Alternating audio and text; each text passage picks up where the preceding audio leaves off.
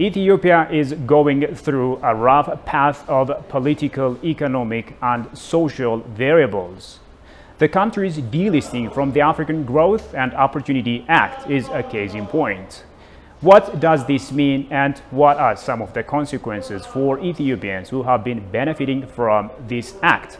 Well, my guest today is Dr. COSTANTINOS, who will help us shed some light on this issue in this edition of Addis Dialogue. With it, I'm Shifara Alakau. Do stay with us. Thank you so much for joining us. Thank you. Thank you for having me. All right. First of all, let's start off by shedding some light on the importance of this African Growth and Opportunity Act, AGOA. How beneficial has it been for Ethiopians so far? Well, the African Opportunity and Growth Act was established around the year 2000 by President Clinton. The idea was to replace what you call aid by trade. And the vision, at that time I was working with the United Nations in New York, and the vision was shared very strongly by United Nations members, the United Nations Secretariat, the United Nations Development Program. And the idea was, for one, duty-free exports to the United States would encourage competitive exports from Africa. And the second thing is the ability of Africans to be able to produce industrial products within their own countries would be greatly enhanced. So it's not just a question of exporting to the United States without tariff and duties, but also the development of industrial capacity within the African continent. So overall, since the year 2000, Africa has benefited a lot, and Ethiopia is one of the performing countries in terms of AGOA. For example, if we take Kenya, Ghana, Madagascar, they rate very high in the AGOA index, and Ethiopia is in the similar index. And therefore, it would have been one of the most successful enterprise for Ethiopia, the government and the people, if we had proceeded more profusely on developing AGOA products. Because AGOA provides more than 7,000 items in its export.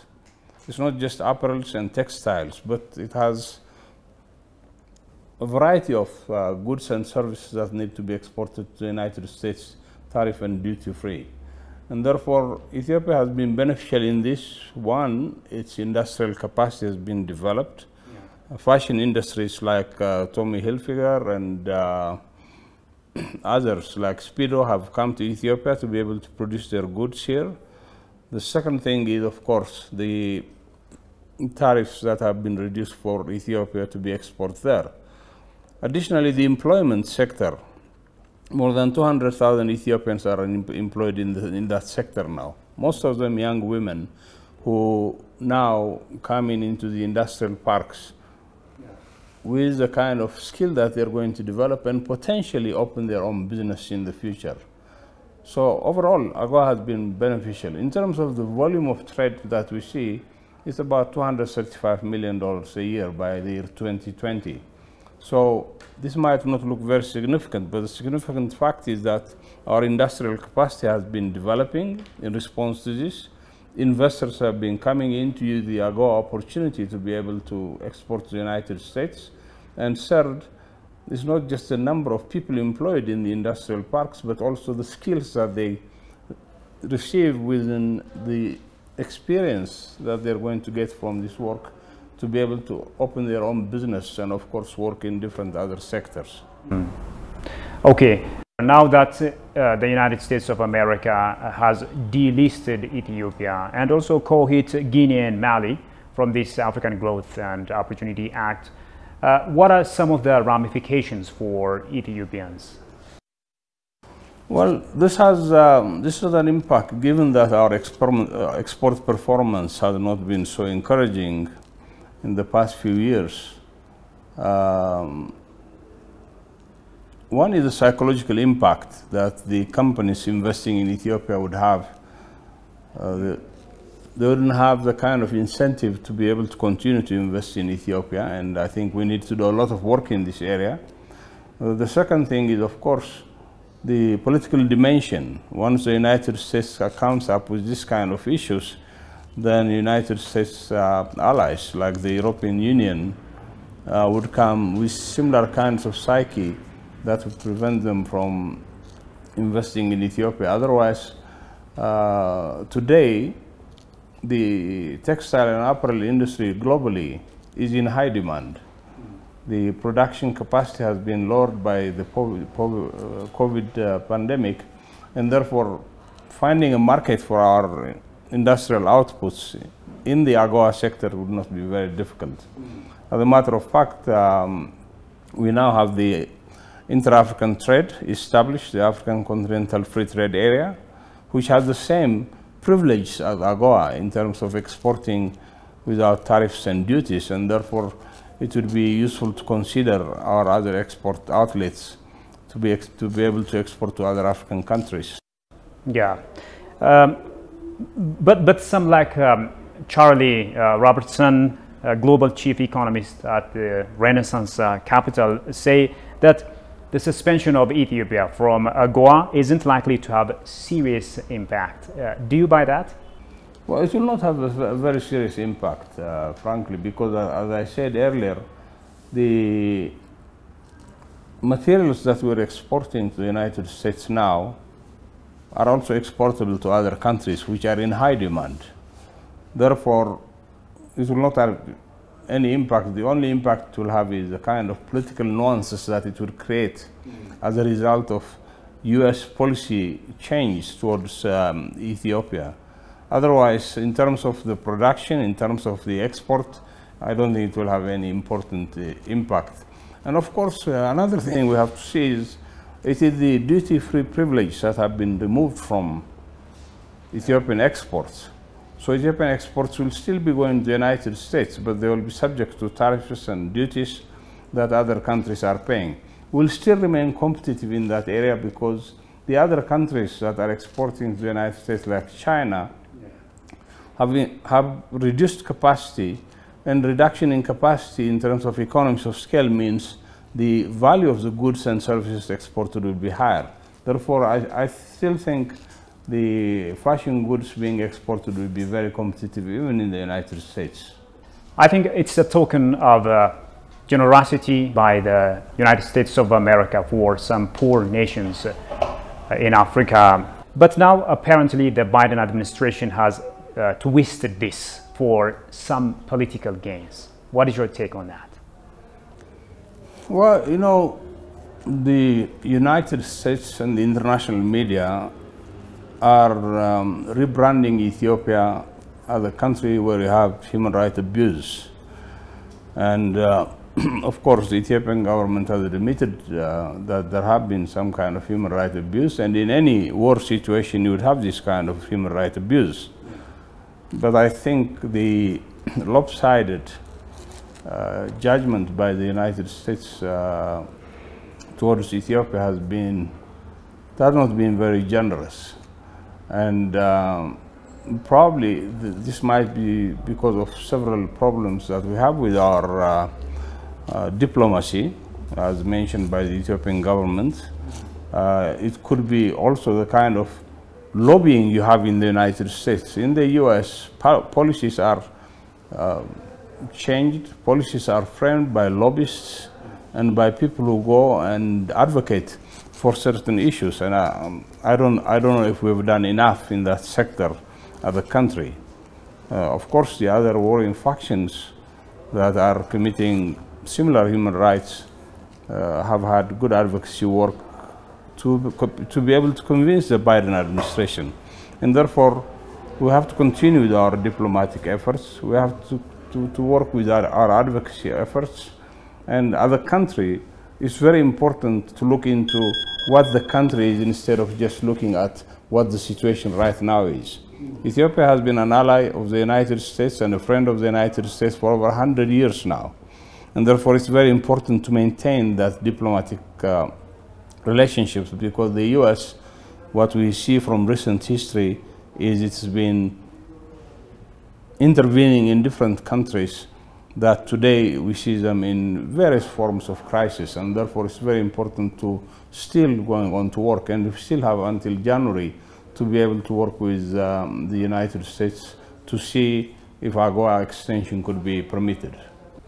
So now that the United States of America is planning to delist Ethiopia from the AGOA, what's next? What should be done? One thing is very strong diplomacy. Frankly, Ethiopia has a good history of diplomacy. As a founding member of the League of Nations and as a founding member of the United Nations, Ethiopian diplomats have always presented Ethiopia in a way that Ethiopia is at par, even with the strongest nations on earth. The fact that we say Ethiopia has never been colonized is a result of great diplomatic work that has been undertaken. For example, during the Italian invasion, to be able to have partners in Europe to come and support us in defeating the Italian fascist regime.